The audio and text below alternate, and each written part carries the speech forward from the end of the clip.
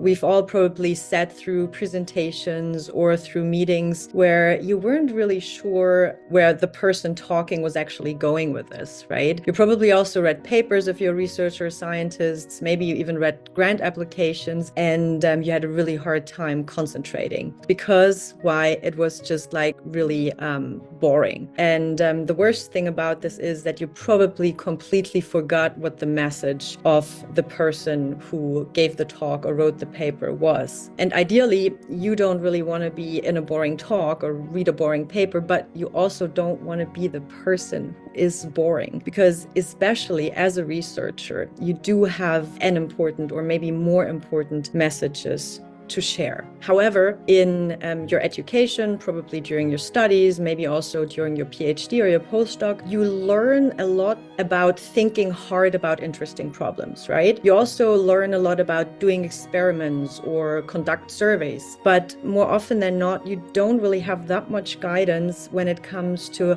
how you can really make those thoughts heard and understood. And that can be through presentations or through writing, but this is so important, but this is something you don't really thoroughly learn. But of course, there is one, if not the most powerful tool to help you avoid being boring or meaningless. And that's, of course, no surprise, that is storytelling.